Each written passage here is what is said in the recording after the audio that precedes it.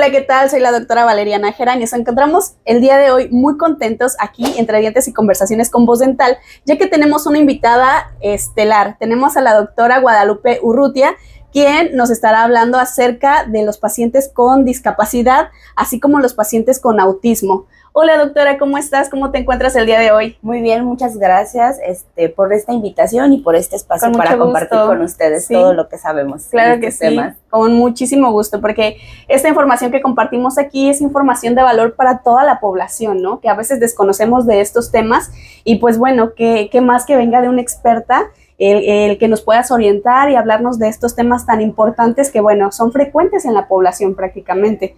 Entonces, bueno, para empezar, me gustaría que nos platicaras un poquito acerca de ti, doctora, en dónde estudiaste y hoy en día en qué te estás desarrollando, por qué es tan importante que tú nos compartas esta información. Muchas gracias. Pues bueno, yo soy originaria de la ciudad de Acapulco, en Guerrero, y estudié en la Universidad Autónoma de Guerrero. Okay. Hace 9 años llego a este maravilloso estado que es Quintana Roo y me desarrollo actualmente como la directora de los Centros de Rehabilitación y Atención al Autismo del Sistema DIF estatal. Okay.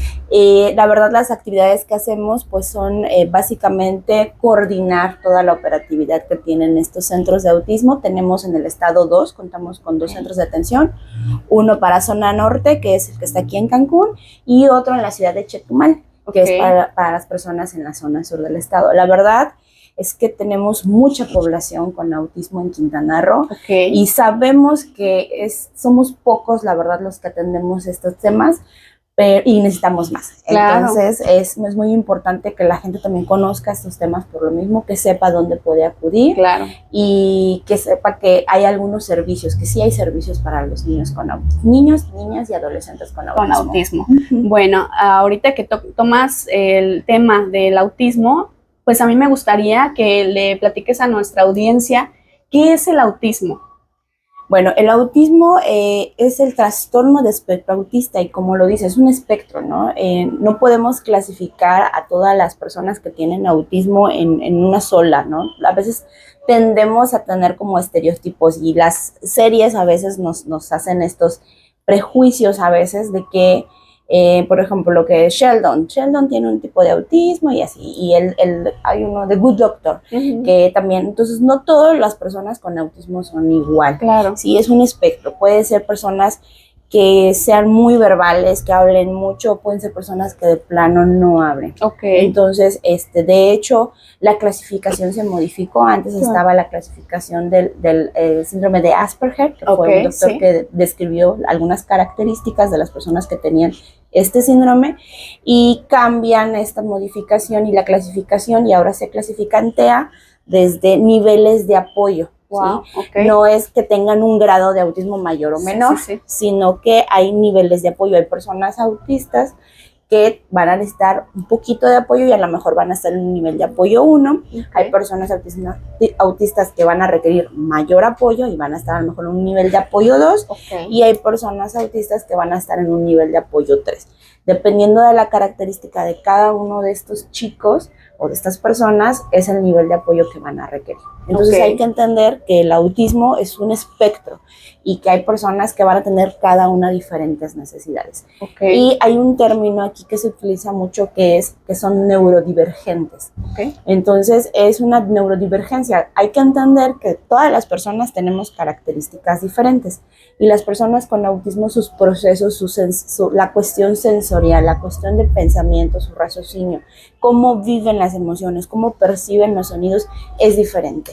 Eso es lo que hay que entender y que necesitan mucha empatía por parte de todos nosotros. Claro.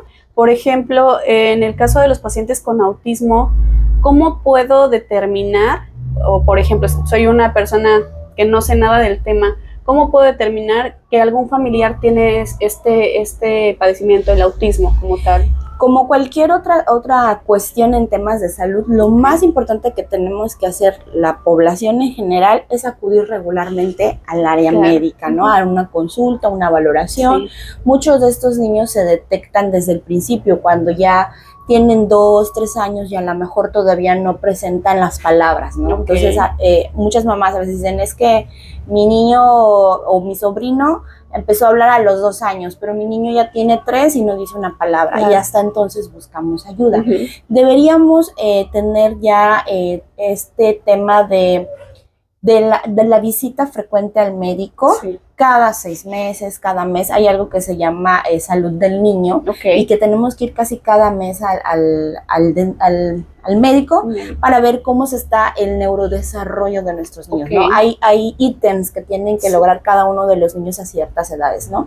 Por ejemplo, el sostén cefálico, que es que el niño levante solito su cabecita a los 3 meses a lo mejor, y a los 6 meses ya esperamos que se empiecen a sentar solitos, sin apoyo, y al año ya más o menos dar sus primeros pasitos, a los 2 años ya pequeñas palabras y frases. Entonces, si por alguna razón mi hijo no está logrando estas metas de neurodesarrollo, a veces esperamos mucho para acudir a los profesionales. Claro. Y algo muy importante es que en cualquier cuestión, entre más tardemos en dar ese diagnóstico, claro, perdemos ventanas de oportunidad en el tema de la terapia o la rehabilitación. Sí, claro que sí. Entonces, lo ideal, si como mamás debemos, o como papás cuidamos a pequeñitos, es ir a la cita con el médico, con el pediatra, para que vayan viendo cuál es el desarrollo de los niños que estén dentro de los parámetros de normalidad del neurodesarrollo. Y si encontramos algo que no está dentro de los parámetros, entonces a lo mejor con rehabilitación, no quiere decir que algo está mal, a lo mejor mi niño necesita un poquito más de apoyo y con un poco de estimulación temprana, claro, puede salir sin problema. Pero si ya vemos que a pesar de la terapia, la estimulación, hay algo más, entonces ya la siguiente pauta es hacer estudios o valoraciones. Fíjate qué tema tan importante estás tocando, porque quiere decir que desde el primer minuto de vida, o sea, no debemos de descuidar nuestra salud, ¿no? Bueno, en el momento en que nacemos, pues nuestros padres son responsables de nuestra salud y bueno, cada 6 meses entonces tenemos que estar en visita frecuente con el médico. Hay veces que pues ya nació el bebé y bueno, lo dejamos crecer, ¿no? Va a crecer, sabemos que tal vez pues, se va a desarrollar y todo, pero nos olvidamos de esta parte que de cierto modo puede ser un punto prevención, básicamente, ¿sí? ¿No? Que, pues, por ejemplo, aquí en Voz Dental es eso, la prevención, hablamos mucho de prevención en los podcasts que hemos realizado, es la prevención. Y entonces, pues, esta parte tan importante que nos comentas, doctora, pues es esa parte de decir, bueno, ya nació mi bebé, le tengo que dar un seguimiento cada 6 meses con el pediatra para verificar que se esté desarrollando en todos los sentidos, ¿no? No solo en su cuerpo, sino también mentalmente hablando, ¿no? Sí, claro. Entonces, qué bueno que tocas este tema. Y bueno, yo pues tengo una duda que a ver si me sacas de mi ignorancia y bueno, también que la gente también sepa si el autismo está considerado como una discapacidad. La discapacidad es un término, lo maneja la Convención Internacional sobre los Derechos Humanos, que la discapacidad es un término que evoluciona y que es el resultado de la suma de deficiencias de las personas más las barreras a las que las personas se enfrentan. Entonces, hay unas cuestiones ahí médicas, existe una clasificación. Aquí en México, recientemente el año pasado, se publicó la norma 039 sobre la expedición de certificados electrónicos de discapacidad y el modelo biopsicosocial que tenemos que tener ya el personal de salud en atención a las personas en general y a las personas con discapacidad, claro, ¿no? Entonces, el autismo sí se puede considerar que tenga que sea una discapacidad por el tema de que se enfrentan a muchos tipos de barreras, ¿no? Obviamente sus procesos son diferentes, sus procesos mentales, autorregulación, sensoriales son diferentes y eso habla de algunas deficiencias que pudieran tener ellos como personas. No me refiero desde el tema despectivo, hay un término ahí en la norma que nos explica qué es la deficiencia, qué son las cuestiones que tienen dificultad las personas, cada persona enfrenta diferentes barreras, claro, pero sobre todo en el tema de autismo, que es un tema psicosocial, que es un tema pues que no pueden ellos controlar, claro, eso es su forma de ser, se enfrentan a una barrera que es una barrera invisible muchas veces, pero es el tema de la barrera de las actitudes. Entonces, sí se pudiera considerar que es una discapacidad. Hay personas que pudieran decir, no, yo no tengo una discapacidad, es una condición de vida. Está bien, es claro, correcto, ¿no? Cada una de las personas, y vuelvo al mismo, ¿no? El tema del espectro autista, a lo mejor una persona con un nivel de apoyo 1, pudieras, cuando evalúas, pues decir, no tiene tanta deficiencia, no tiene tantas barreras, no tiene tanta limitación, pero un niño con trastorno espectro autista a nivel de apoyo 3, a lo mejor no tiene comunicación verbal, necesita un poquito más de apoyo en cuestión de su autorregulación. Y fíjate que hace no muchos días tuvimos oportunidad de participar en un foro donde hablaban también las mamás, y a veces eso nos olvidamos de que estos niños tienen familia, y el gasto que implica darles terapias a los niños, en que muchas veces los cuidadores primarios tienen que a veces abandonar sus empleos para enfocarse a atender a estas personas. Entonces sí son barreras bastante económicas, barreras de actitud de la población en general. A veces también como personal médico no tenemos esta sensibilización de la atención también. Entonces sí pudiéramos considerar que algunas personas que las personas con trastorno de espectro autista sí viven una condición de discapacidad. Ok. Ahí, por ejemplo, pues sería, me imagino, en base a la clasificación, ¿no? Así es. Por ejemplo, me imagino que en el caso de las personas autistas, hay personas que son funcionalmente hablando, digamos, pueden hacer pues desde levantarse y ser autónomos, como hay personas con autismo que definitivamente sí dependen de alguien quien esté todo el tiempo ahí pendiente de sus cuidados, ¿no? Así es, entonces, pues la discapacidad se clasifica de diferentes formas, como lo comentabas, ¿no?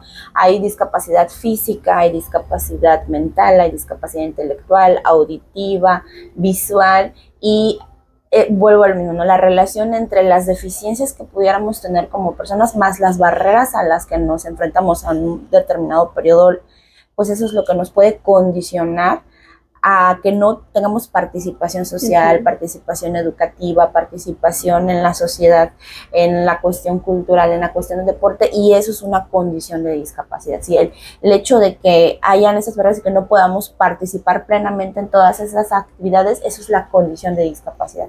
La no participación en la misma condición que todos los demás. Y por eso es que las personas con autismo pudieran vivir esta condición de discapacidad.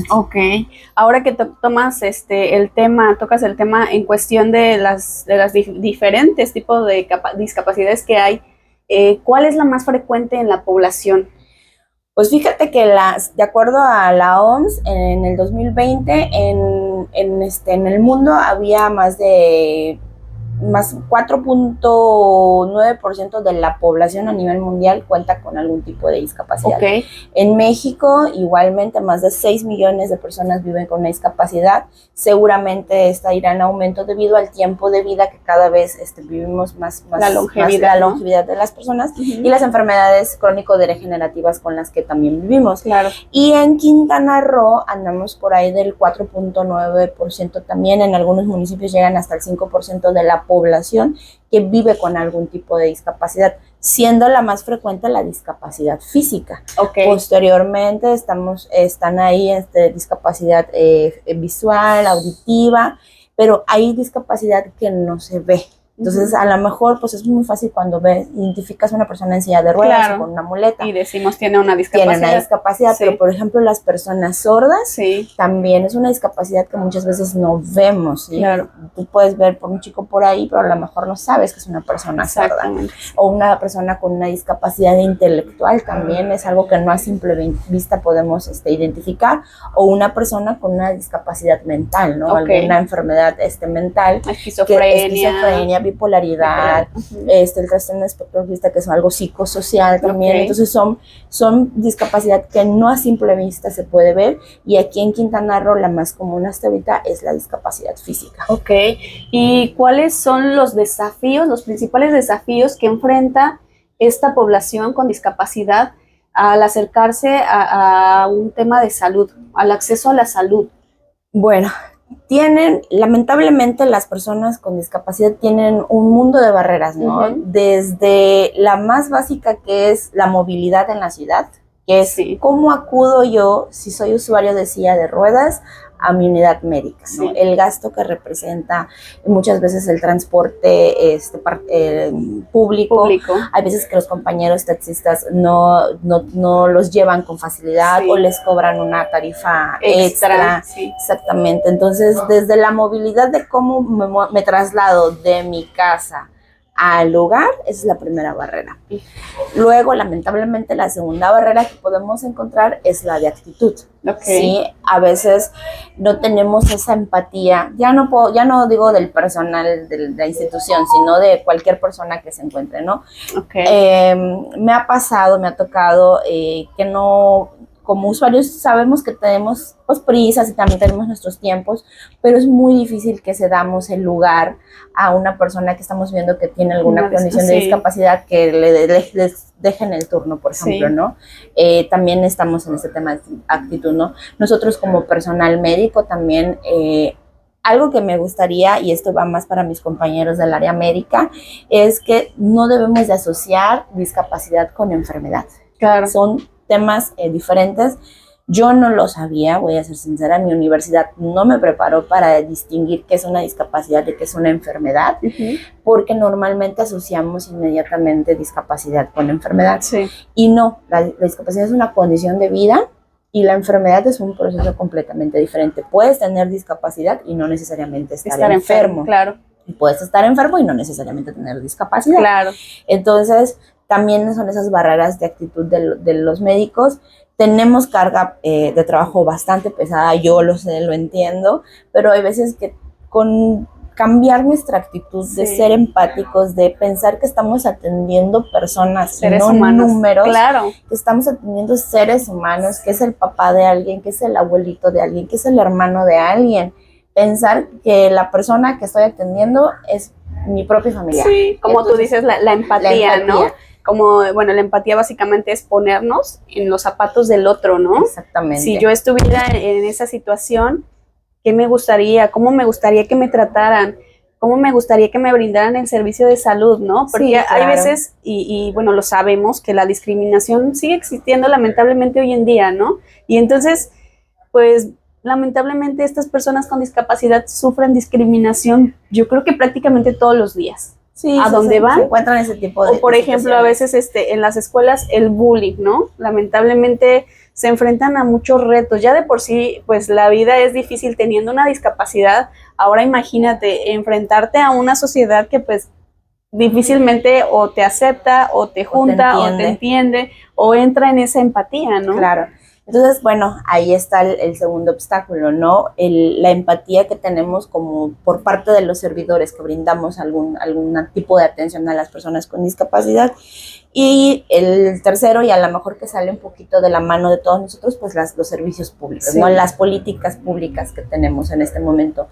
No me gustaría meterme tanto en el tema de la política, pero sabemos que poco a poco se han estado dando ya estos programas y estos proyectos en beneficio de este grupo prioritario de atención, que son personas con discapacidad, pero estoy muy consciente que aún nos falta mucho. Tenemos todavía que trabajar por más cuestiones.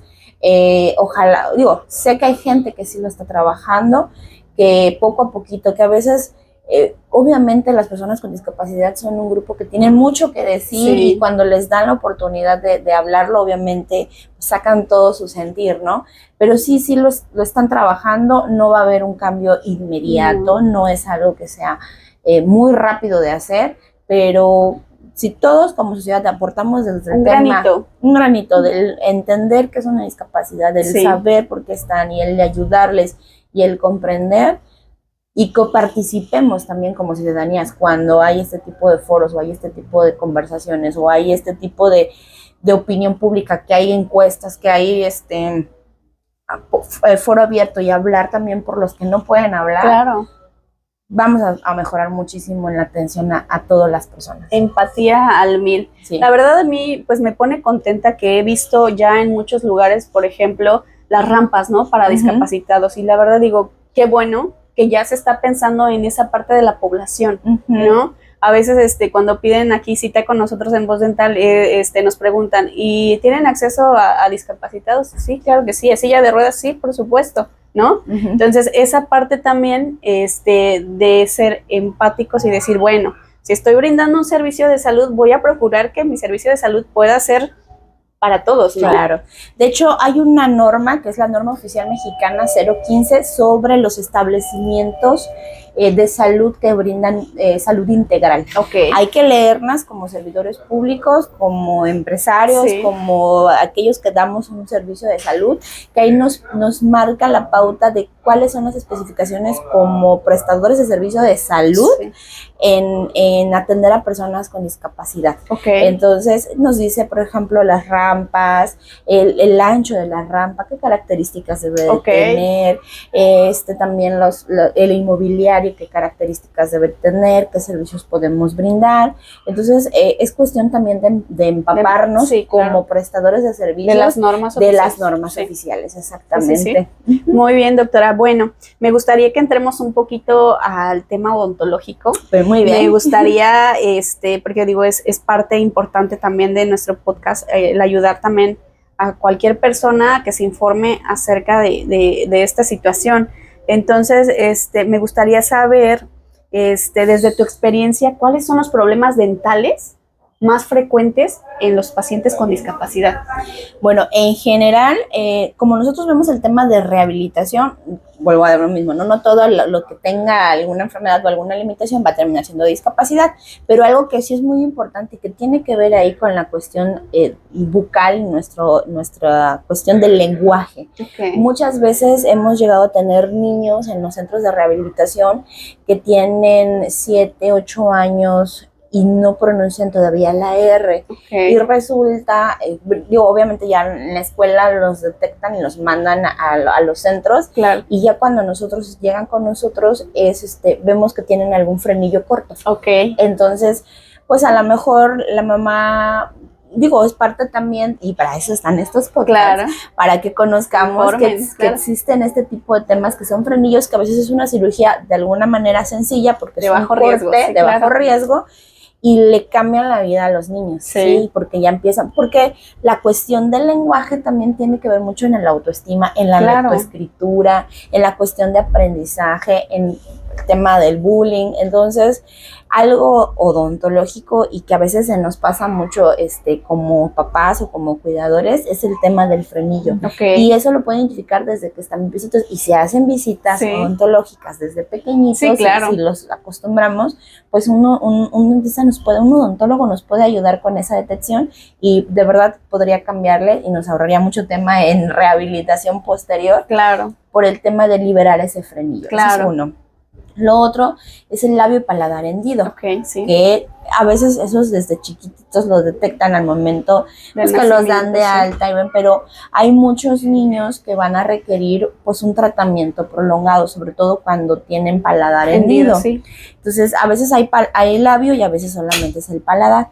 Entonces, ahí con este tema, con este diagnóstico también es muy importante un seguimiento odontológico, porque es necesario incluso prótesis o algunos, sí, paladares, o son cirugías de reconstrucción que van poco a poquito y pues eso es con tratamiento oportuno. Sí, yo sé que antes no había estos programas, ahorita hay programas, hay que acercarnos a las incluso hasta gratuitos. Hemos nosotros remitido a algunos pacientes a programas gratuitos, les hacen prácticamente la cirugía. Si el paciente está con una salud en general bien, prácticamente los programan y les hacen su cirugía sin ningún costo. Así es, son programas a veces gratuitos, que hay que acercarnos a las instituciones, y sí los realizan y les cambian obviamente la vida a las personas. Hay otros diagnósticos, otros temas como por ejemplo el síndrome de Down, también deben de llevar un seguimiento por parte de un odontólogo. ¿Por qué? Porque tienen algo que se llama macroglosia, que es su boquita, y también eso afecta el tema del lenguaje. Claro. Entonces también ahí es importante que hagamos un seguimiento.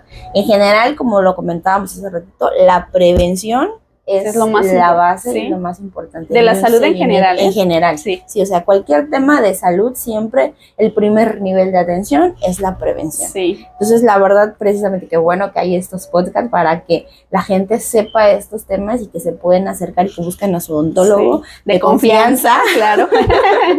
Para que haya este seguimiento, ¿no? Sí, claro. Sí, perfecto, doctora. La verdad es que, bueno, en cuestión también de salud, hay pacientes con discapacidad que, por ejemplo, nos ha tocado atender que no tienen el dominio del cepillado o la coordinación motora para poder generar su cepillado. Entonces, por ejemplo, obviamente en estos pacientes predomina también los problemas de caries, infecciones, y que bueno, también esas infecciones pueden repercutir en su salud también en general. Digo, aparte de su discapacidad, puede intervenir a generarles alguna cuestión hasta sistémica incluso. Claro. ¿No? De ahí la importancia de que la rehabilitación o la atención debe de ser de forma integral. Claro. Entonces, por ejemplo, esto, ¿no? Que comentas, hay cuestiones también motoras que dices tú, ¿qué tiene que ver que no pueda levantar o que no tenga fuerza en su mano con la higiene dental, ¿no? Pues muchísimo, como lo comentabas, ¿no? Y para eso existen unos profesionales que en los centros de rehabilitación muchas veces tenemos, que son los terapeutas ocupacionales. Okay. Cuando escuchamos terapia ocupacional, luego pensamos que es que te pongan a hacer alguna actividad manual o algo. No, no, no.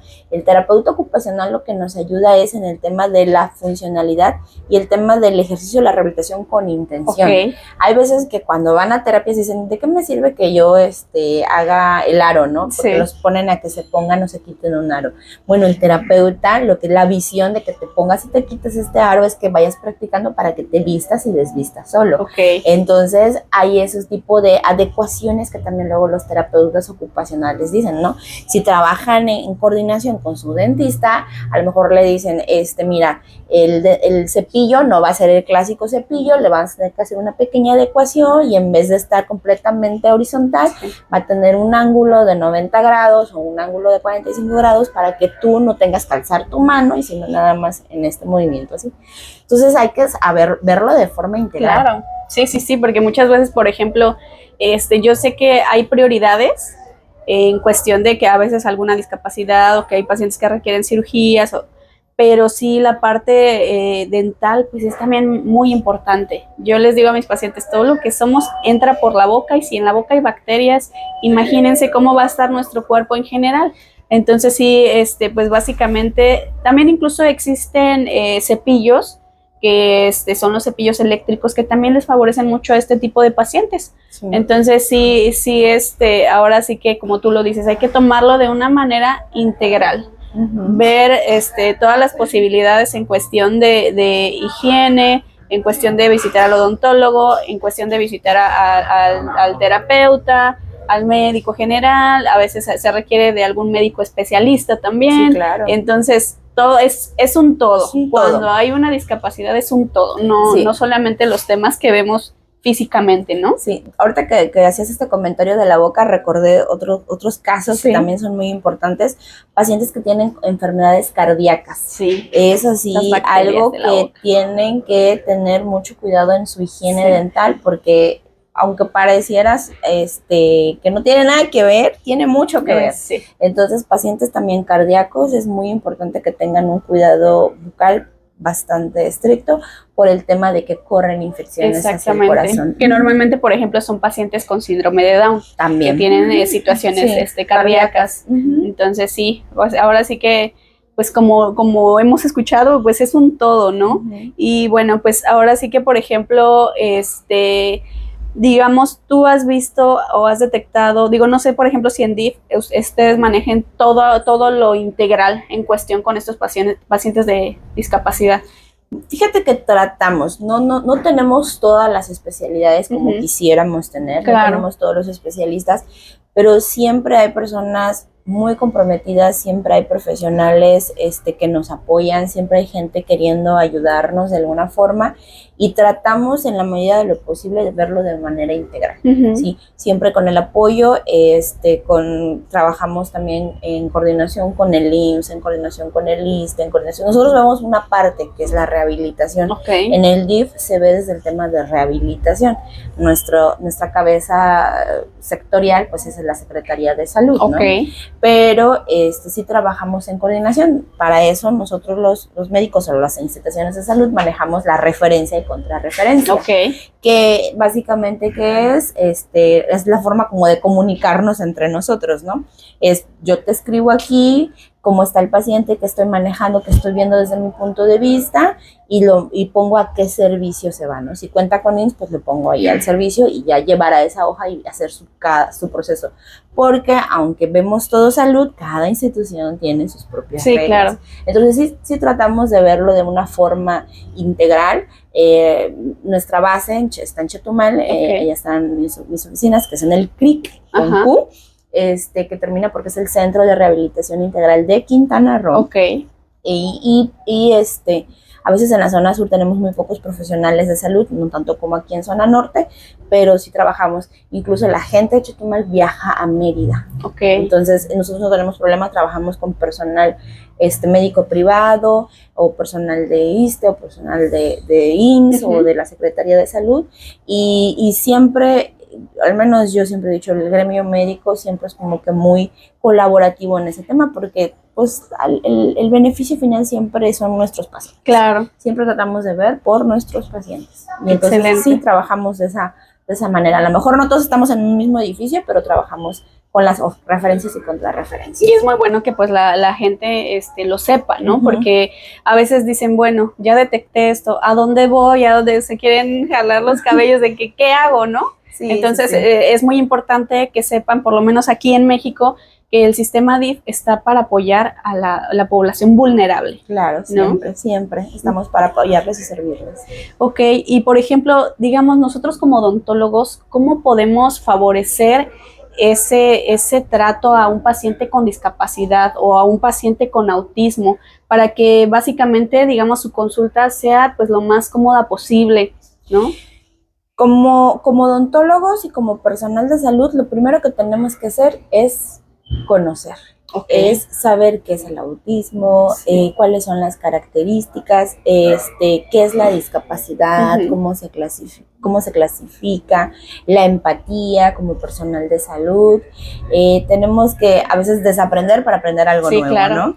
Y como odontólogos, sobre todo en niños con autismo, hay que entender que a veces son cuestiones ellos de desensibilizarlos a ellos, ¿no? Tiene que ser un trabajo en equipo con la familia del niño o de la persona junto con el odontólogo, porque siempre algo nuevo, normalmente a cualquier persona nos da un poquito de miedo, nos asusta. Sí. Y cuando eres una persona con autismo y a lo mejor tus emociones todavía son más intensas, pues obviamente te va a generar un estrés. Claro. Y pues podemos tener una crisis. Entonces lo importante aquí es trabajar en conjunto el personal, que es el odontólogo, con la familia, y a lo mejor en casa empezar a decirle, vamos a ir a una consulta. Claro. Y el doctor de ahí te va a revisar tu boca y empezar a hacer como este juego de sensibilización de, a ver, mantén tu boca abierta. Y entonces, previo a la cita, es en casa, la mamá, el papá o el familiar, jugar al odontólogo, ¿no? A ver, y ahora te voy a revisar, y ahora te voy a tocar, y entonces como para que vaya siendo un poco común para él el interactuarlo. A lo mejor también por parte del odontólogo entender que en una primera cita no vas a hacer directamente la revisión. Ajá, sí. A lo mejor en esa primera cita, exactamente, en esa primera cita voy a darle el tiempo y la paciencia a mi paciente para que conozca el lugar, para que vea, para que sepa que es un lugar seguro, que no va a pasar nada, que me conozca a mí, que sepa quién soy, y le voy a explicar a lo mejor qué voy a hacer en la siguiente cita. Y seguimos en casa con el tema de vamos a ir al odontólogo y tal fecha. Entonces, el preparar previo ya al tema terapéutico, yo creo que eso sería la base principal como odontólogos, el atender a niños, niñas y adolescentes con trastorno espectro autista. El previo, el saber qué es el autismo y cómo apoyar a tu pacientito desde que conozca tu clínica, que conozca tu consultorio, que sepa qué hay, porque así, a cualquiera nos da miedo ir al odontólogo, ¿no? Ves ahí unos hierritos. Yo misma que soy odontóloga, al sentarme del otro lado son los nervios. Cosa, sí, claro. Los nervios, sí. Entonces, pues ser esa parte empática nuevamente, de que conozca el instrumento, igual a lo mejor en esa primera cita, dejar que toque algo, que vea que es un metal, que no pasa nada, y ya posteriormente, entonces sí, ya hacer un procedimiento. Pero yo creo que el éxito depende de eso, ¿no? Y no pensar que son llantos de berrinche o que está mal criado o algo, no. Hay que quitarnos esas ideas como personal de salud de los niños o los chicos con autismo. Y bueno, digo, yo desconozco un poco en este tema si existe alguna certificación que nosotros como odontólogos podamos tomar para atender a este tipo de pacientes. La verdad es que no existe, creo yo, porque también no he visto en todo, pero algo que te prepare a ti, como decir, esto es para exclusivamente odontólogos, no. Ok. Sin embargo, sí existen personas y sí existen asociaciones y sí existen lugares que dan cursos. ¿Sí? Okay. No desde la perspectiva, porque sería un poquito complicado. Lo ideal sería que cada una de las universidades que preparan profesionales, obviamente, nos hablaran un poquito de este tema, ¿no? Y prepararnos para atender al público, no solo en general, sino público específico, ¿no? Pero al no existir es cuestión de uno como profesional capacitarte. Te digo, yo también, mi universidad no me preparó. Yo, cuando se me dio la oportunidad de trabajar en un centro de rehabilitación, fue así como de, ok, ya estoy aquí. Mi primer acercamiento con el tema de la discapacidad fue que en una consulta atendí a una persona sorda. Y entonces su familiar me interpretaba, ¿no? O sea, me explicaba, él hablaba lengua de señas mexicana. Y ahí yo dije, ay, y si un día viene una persona sorda que habla lengua de señas mexicanas y no lo puede acompañar el familiar, ¿cómo le voy a hacer para comunicarme? Claro. Y entonces ahí tuve la oportunidad de tomar un curso de lengua de señas mexicanas. Oh, qué bonito. Ese fue mi primer acercamiento. Y cuando empecé, en ese curso nos daban un poquito de todo lo que es la discapacidad y cómo se clasifica y todo. Y de ahí me encantó este tema, ¿no? De la inclusión, de cómo desde la parte médica hacerlo, ¿no? Claro. Y la verdad es que también a mí me abrió eso muchas puertas en cuestión, pues laboral también, el conocer esto que muchas veces muchas personas no conocen, fue lo que hizo la pauta, ¿no? Para algunas cuestiones, y después de ahí me tomé otros cursos. Entonces yo tengo cursos que no lo da un solo lugar, sino que es como parte también de uno ir buscándolo. Muchas asociaciones que se dedican a atender en específico a algunos diagnósticos o algunas personas, son ellos mismos los que dan estos cursos. Entonces, para generar recursos, entonces hay asociaciones que dan estos cursos que son como una introducción o que te dan como guías, que sepas qué leer. Su servidora próximamente va a dar un diplomado, precisamente, estoy ahí trabajando en esos temas, porque sé la importancia y sé que muchas veces hay gente que quiere saber más del tema, pero no saben dónde buscarlo, precisamente por lo mismo, porque yo también ya estuve en ese punto que quería yo saber un poquito más. Seguramente falta y estoy ahí planchando un poquito el tema, pero sí me gustaría enfocar un tema de atención a personas con discapacidad desde la parte de salud. Es muy bueno saberlo, sí. Sí, seguramente ahí igual, espero me vuelvas a invitar y ya platicaremos ahí qué temas. Pero sí, hay que tomar cursos, ¿sí? A las asociaciones que se encargan. Lo importante es que sean asociaciones o personas que se encarguen directamente de la atención a este grupo, ¿sí?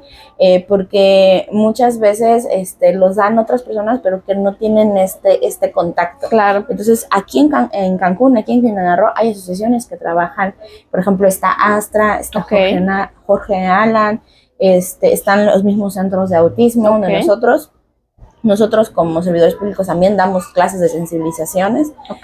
Son gratuitas las del centro de autismo. Las otras asociaciones, como son también forma de retornar dinero, si tienen algún, pero es un costo bastante significativo. Entonces, sí hay cursos, no específicamente de nuestra profesión. Ya trabajaremos para que sea como del área de salud más adelante.